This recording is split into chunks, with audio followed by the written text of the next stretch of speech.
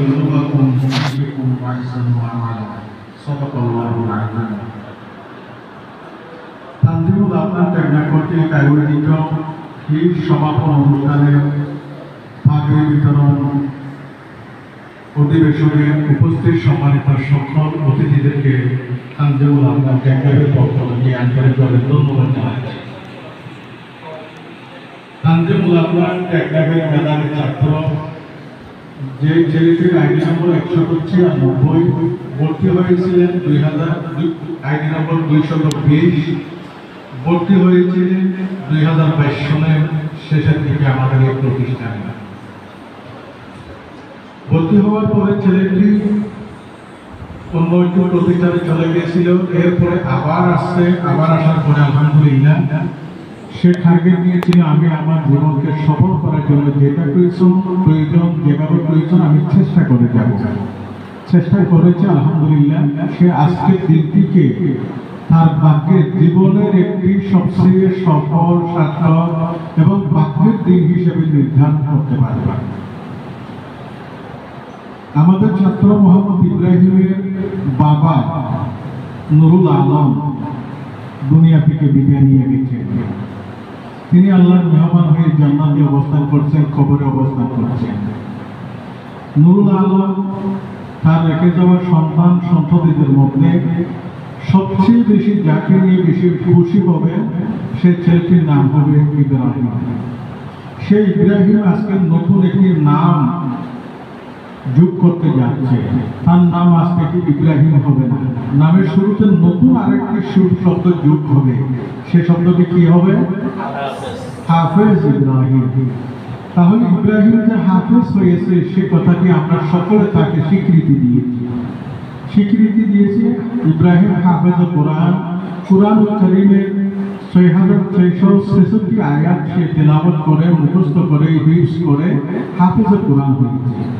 আলহামদুলিল্লাহ। আমরা সকলে আজকে নিয়ত করব, আজকে যদি এই অনুষ্ঠানে ইব্রাহিমের বাবাটাও পাশে থাকতো, দু চোখ দিয়ে খুশির জোয়ারের বন্যায় নিজের সিনাকে ভিজে যেত, কাপড়কে ভিজে যেত, মাঝে মাঝে টিস্যু দিয়ে নিজের চোখ দুটি মুছত। আমার কলিজার টুকরো সন্তানকে আল্লাহ দরবারে হাত প্রার্থনা করে বলতো, আমার সন্তানকে আজকে হাফেজে কোরআন হয়েছে, যেটি ছিল আমার জীবনের সবচেয়ে বেশি তমন্না। আজকে আমার ছেলেকে আল্লাহ কবুল করেছে আলহামদুলিল্লাহ। কিন্তু বাবাটি নেই।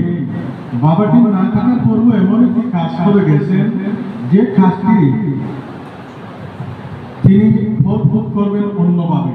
কিভাবে ফল ভোগ করবে? আমরা স্বাভাবিকভাবে জানি সাগরের যে কচ্ছপগুলো উঠে, বড় বড় কচ্ছপ, তারা সাগর পাড়ে উঠে ওখানে ডিমগুলো দিয়ে চলে যায়, আবার সাগরে নেমে যায়। যেখানে ডিম দিয়েছে সেখানে কিন্তু সে কচ্ছপটি আর বসে থাকে না, সেই কচ্ছপটি সাগরে চলে যায়।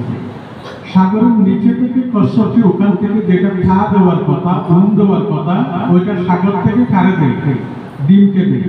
তখন এই ডিমগুলো আস্তে আস্তে কয়েকদিন থাকার পরে এটা বাচ্চায় পরিণত হয়ে যায়।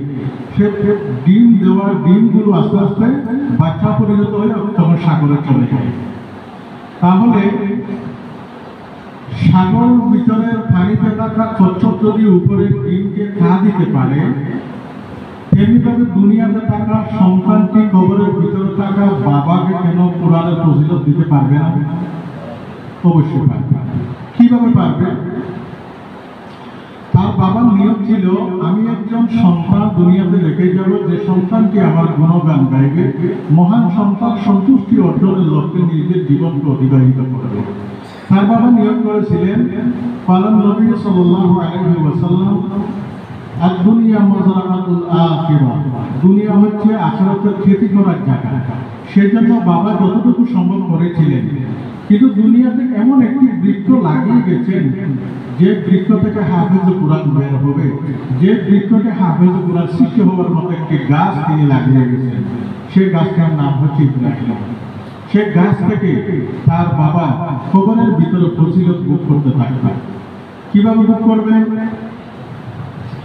আমি আপনাদের সামনে কোরআনের আয়াত থেকে তেলাওয়াত করেছিলাম, তাবারাকাল্লাযী বিয়াদিহিল মুলক ওয়া হুয়া আলা কুল্লি শাইইন কাদির আল্লাযী খালাকাল মাউত, আল্লাহ কি সৃষ্টি করেছে?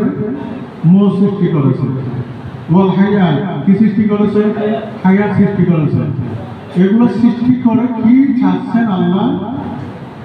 ওয়ালানাবলুয়াকুম আইয়ুকুম আহসানু আমালা, আল্লাহ এটা পরীক্ষা করার জন্য আমাদেরকে সৃষ্টি করেছে, তোমাদের ভিতরে সবচেয়ে উৎকৃষ্ট উন্নত ভালো আমল কে করে সেগুলো বাছাই করার জন্য।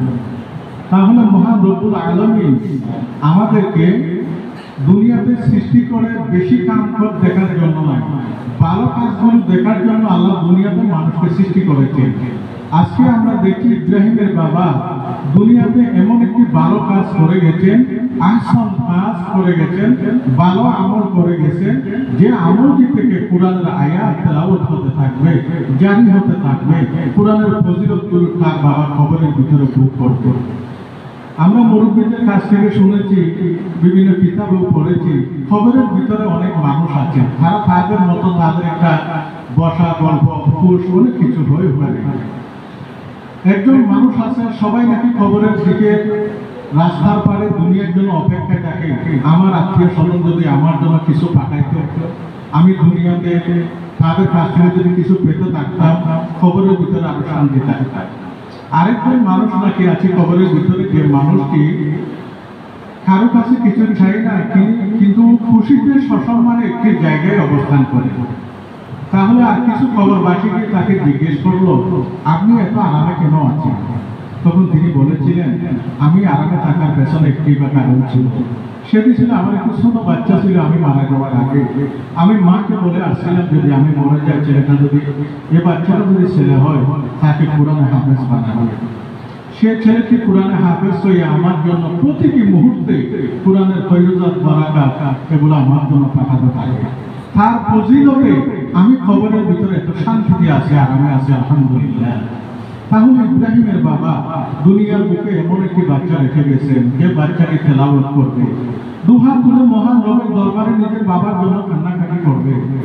সে গুনাহগার আল্লাহকে বলবে, বাবা আল্লাহ রে, আমার বাবাটা যদি আজকে আমার পাশে থাকতো, আমি বাবার হাতে ধরে বাজারে যেতাম, বাবার আদর সোহাগে বড় হতাম।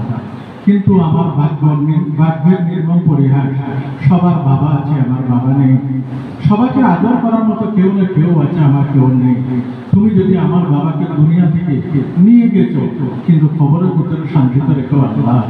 এ পরিহাস যখন ছেলেগুলা করবে, খবরের ভিতরে ঠিকই আল্লাহ কিন্তু এই মাসুম বাচ্চাকে কথাগুলো শুনে শুনে তার বাবাকে জান্নাতের সর্বোচ্চ মাকাম, সর্বোচ্চ সুযোগ সুবিধা, জান্নাতের নাজা নেয়ামত ভোগ করতে থাকবে। তাহলে আজকে আমরা সেরকম একটি ফজিলতওয়ালা নেককার কোরআনে হাফেজ বাচ্চাকে দুনিয়াতে রেখে যাওয়া বাবার জন্য দোয়া করব, এবং ইব্রাহিমের পক্ষ হয়ে যে সমস্ত সকল আত্মীয় স্বজন এসেছেন, তাদেরকে আমাদের প্রতিষ্ঠানের পক্ষ থেকে আন্তরিকভাবে ধন্যবাদ জানাচ্ছি। আজকে যে ছেলেকে হাফেজ